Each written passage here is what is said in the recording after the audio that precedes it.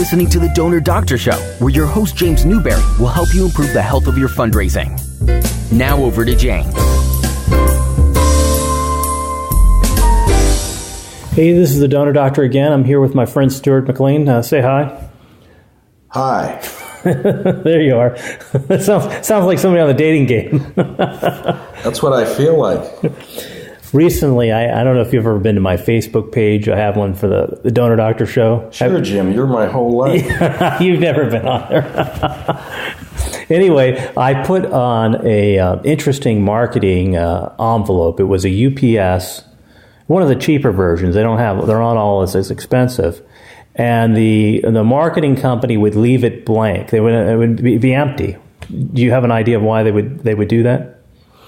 Well, because they didn't have a reason to put the little UPS thing on there. So they just leave it empty, and you're thinking, oh, I see this UPS thing here. I better find out what this is about because it's important. They found out that they had more leads this way. People would contact them and want to know what was in there. Exactly. So there was an element of suspense. And people, in the article I read, it was there was a need for completion. People need to know. And of course, you see this in TV shows. You remember the Dallas back when we were young. There was Who Shot JR. It was the last one before the summer break, and it was a sensation. So suspense is something you want in your spice rack to use liberally. Well, I have a feeling. I kind of see that UPS thing, the way they used it, is kind of like when I've received envelopes that say, pay to the order of Stuart MacLean on the inside. Right. And they've got maybe some sort of a zigzaggy or banker's envelope type look on what. But you felt like you were taking advantage of the. I felt misled. This one, they came about this by mistake. It was a legitimate accident. In other words, something was. You've probably made that mistake before, where you sent something wrong in an envelope. Never. Oh well. That's how they came about this by accident. I think most people thought, well, did you know that you didn't put anything in here? The empty envelope technique. Yeah, but what you're describing is they rolled it out. They kept that's it going, true. Right? That's true. Now, it may not be. So there's not innocence here, I understand Jim. that. I understand that. I'm not saying this is appropriate for a charity. Folks, I'm here to indict these people. But I do think that the reason it works, the psychology behind it, is something that you could use. That's what I'm saying. And certainly, box mailings. We've used box mailings. We've talked about that. There's a mystery in there too, isn't there? What is in there? Yeah, I know some people have put coins in a box so they rattle around. Yeah. I much prefer to actually have a reason to send the box. Maybe I've got something that's three-dimensional that went in there. Right. No, I agree.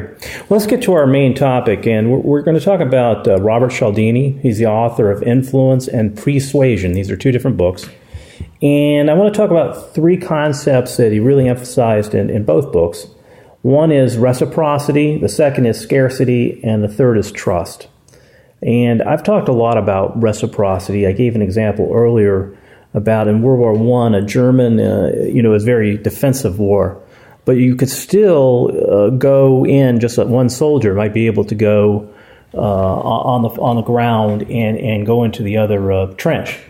And a German soldier did this, and a French soldier, thinking quickly, offered him his bread, his meal he was eating. And the German soldier was so taken back by the generosity that he didn't kill him or capture him. So that's an example of reciprocity he gave. He gave another one where he was, for the book Presuasion, he was going to another college, kind of like a sabbatical, to write his book. And he had a few requests. I want this computer, I want this office with that window, that kind of thing. And the dean or whoever it was says, "Oh, we've done all of that. Would you mind teaching some class on such and such?" Of course, he did mind. It was the truth is, it's a lot easier to teach what you've taught before. You don't have to come up with a new curriculum.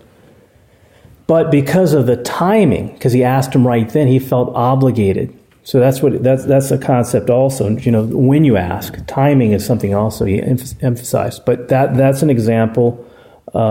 He mentions others. How like doctors from drug companies, they're more likely to prescribe the drug companies that take them to lunch or give them trips or whatever.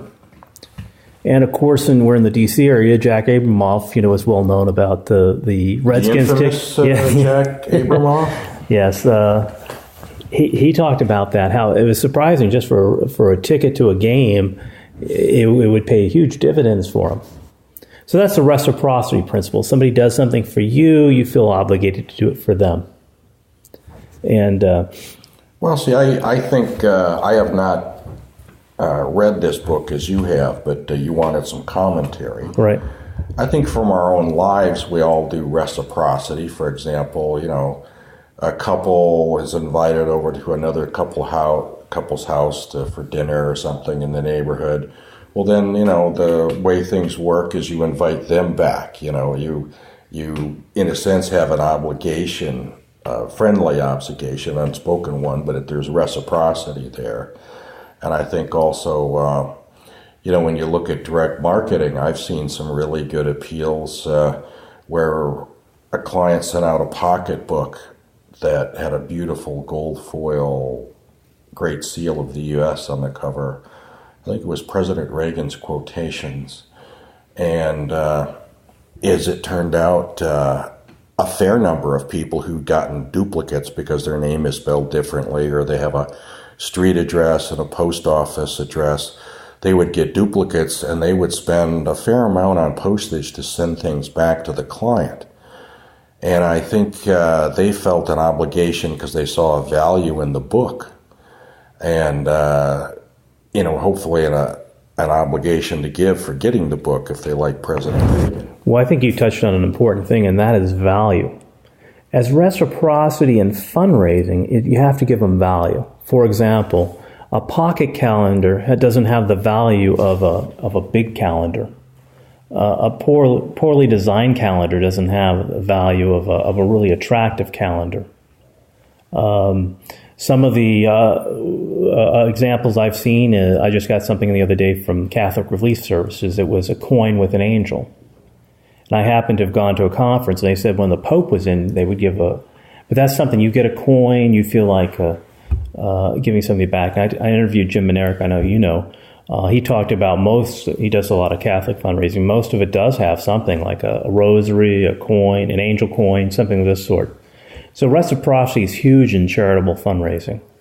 And is important in other kinds of fundraising too. Dollar bill packages we've talked about. Well, I'll just briefly mention, very briefly, 45 seconds. I had never had a client get called up by their donors looking for my direct mail package before. And I've been doing stuff for George Washington's Mount Vernon over in Alexandria, Virginia. We had an annual calendar appeal that we used for both acquisition and for the house list.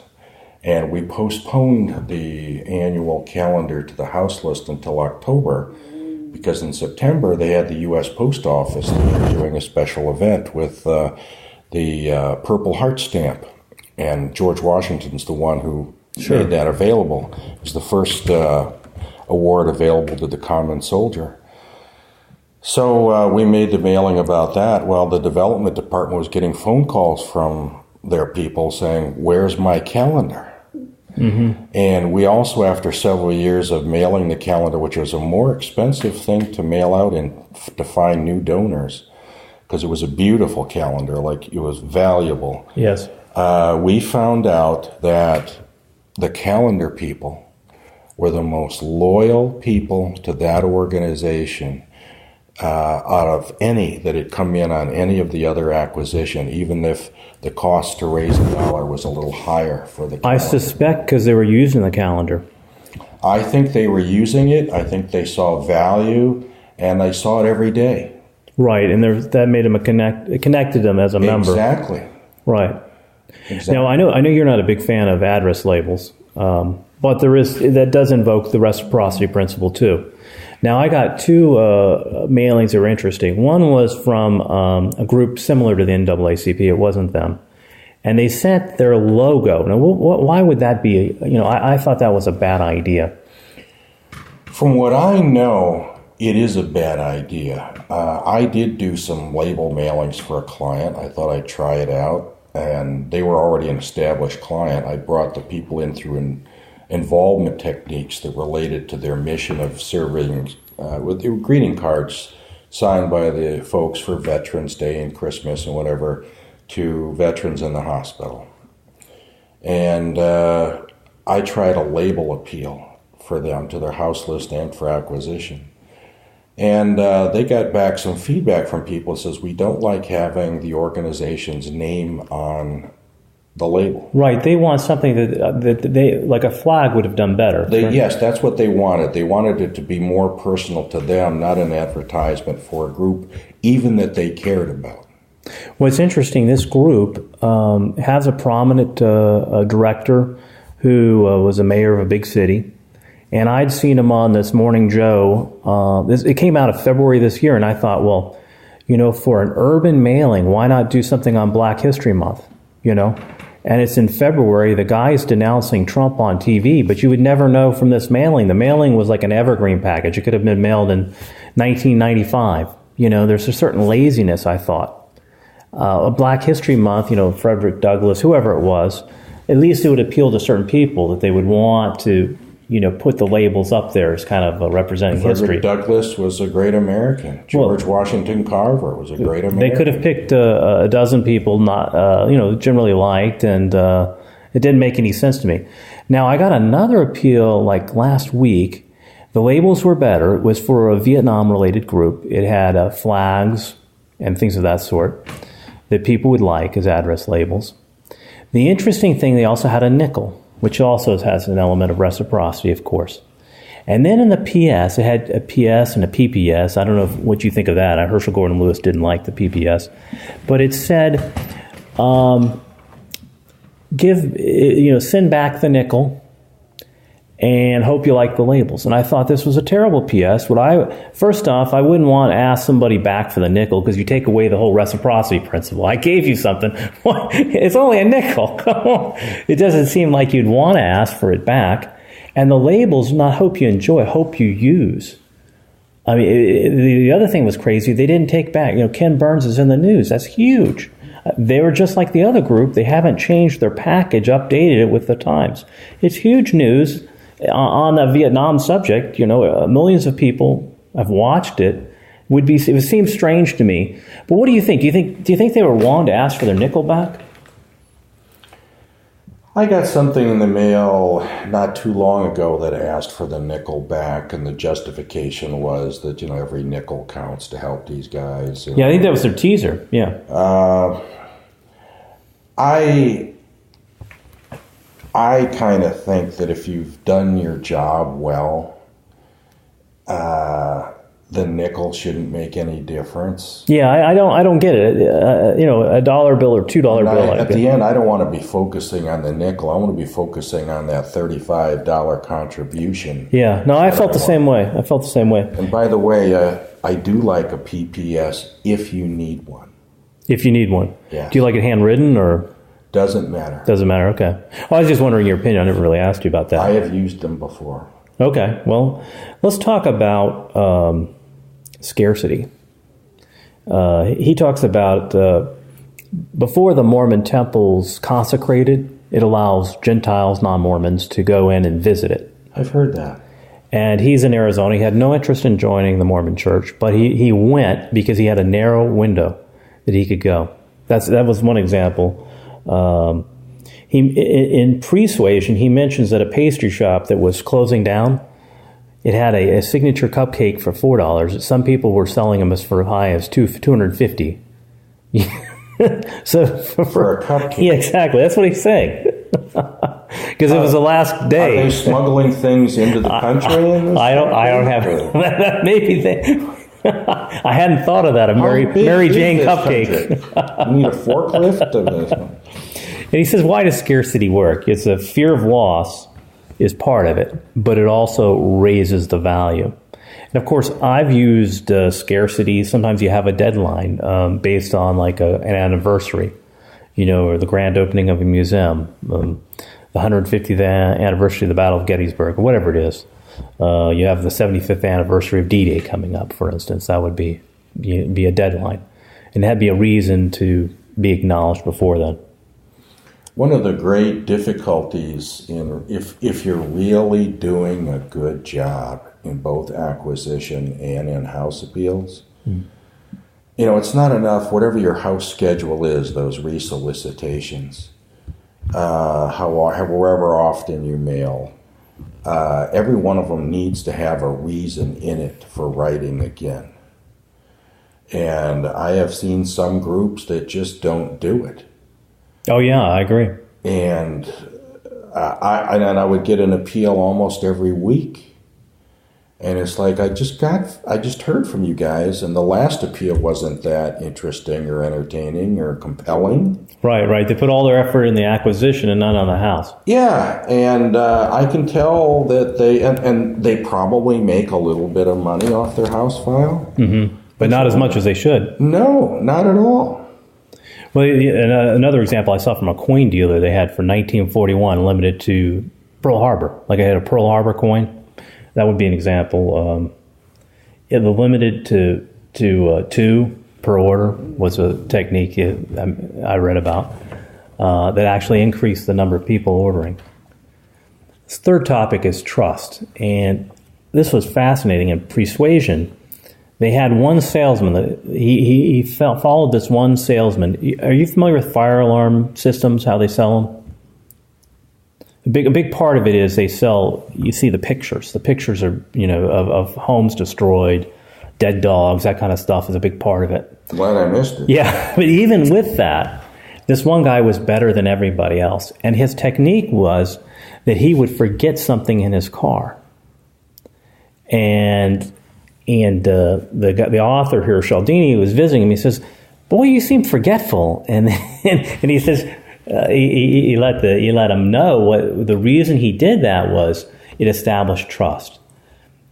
I either had to give you my keys or leave the door unlocked for you to go to your car and get the whatever you're missing and coming back. So this established trust, and this gave him trust is such a big thing. It gave him an edge afterwards. And I think about it for like direct mail fundraising and application, because testimonials. But any kind of trust that you can establish is quite valuable. Another thing that he talks about is the power of association, and he talks about people are more likely to trust and care for their own group. He talked about like in the Civil War, like they often would have units from each state, and they were less likely to desert. Or even better would be like an ethnic group, like the Irish group, U.S. colored troops, things like that. They actually fought better on average because there was an affinity. People care more. They're more empathetic to people like you, like themselves. If you're having a board of directors, you might want to have a diverse one so they could appeal to different people. Might be an application you might think of. Well, I think people, for example, for fundraising, one of the things I've done is I'll have some sort of a lead that says, dear fellow American, a lot of our friends and neighbors say they support the troops, but few of them actually show it. Right. That's why I've sent you this, whatever the enclosed, for you to sign and return. So it's trying to motivate you by having you strongly identify, that, yeah, I have an affinity for these people that are out on the front lines protecting us. And maybe I am a little bit different because it's real to me, it's genuine. And I'm trying to get you to break through that apathy of just, it's Memorial Day, I'm going to go have a barbecue. Because most people don't do anything on Memorial Day anymore. So I'll bring that up. For a lot of people, it's just a day off from work. And so we want to take care of our own, the people that are important to us. I'm playing to that patriotism there. And I have found that works well. It helps people identify, bringing them an opportunity to do something that they want to do. What's interesting, he mentions about a Nazi prison guard. This even works with Nazi prison guards. Apparently, when somebody would escape, one of the prisoners would escape or do something that irritated them, they would kill every 10th Jewish prisoner, right? And this one guy, he didn't do that. He killed the 11th. And the reason was the guy that was the 10th we recognized was from his hometown. So this affinity even worked with Nazi prison guards. He also talked about this one Japanese diplomat, last name of Sugihara. And you've probably heard of Raoul Wallenberg, and I'm sure you've heard of Oskar Schindler, because there was the movie. Schindler's List. But this guy, Sugihara, was very useful too. He freed thousands, tens of thousands saved tens of thousands of Jewish lives in Lithuania. In violation, it of course cost him his career and everything like that. And he studied why he was like that. It was because he was more empathetic. His family had owned an inn and they had a lot of different kind of people, so he'd always been around them. And it was interesting. It was also the author also talked about why the Japanese actually were somewhat helpful to Jews, which you wouldn't think because their ally was Nazi Germany. And one of the rabbis, who when they were deciding what they were going to do, he said, "Well, we're like you. We're not the Aryans." So it was interesting the psychology he used to save them. But I think the idea of if you want to make people think that you're connected to them, because people care more about their group. You care more about the tornado that wrecks Kansas, if you're from Kansas, than you do about the earthquake in Chile. It's just the way people are. So you want to connect to them however you can.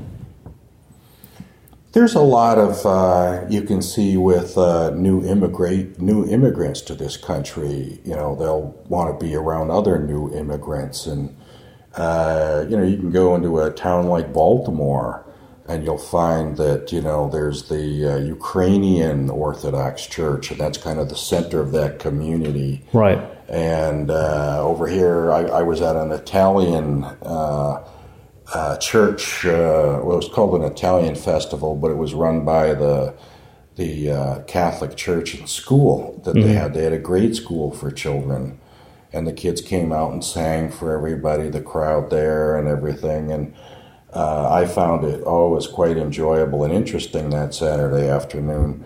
But what I also, because I enjoyed the music and the people and the food, but I also thought it was really interesting to see that ethnic tie in evidence there with their history and their language and their food, and it was all a celebration. People wanted a sense of community. Yes.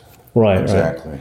Well, lastly, he had a couple other things that were interesting. He said a Studio 97 can charge more money if that's a restaurant than a Studio 17. There's a perception that of a ball player with a higher number being better than one with a smaller number. There's lots of various little clues. It was a fascinating book, so both of them. So I'd encourage you again. The author is Robert Cialdini. That's Cialdini.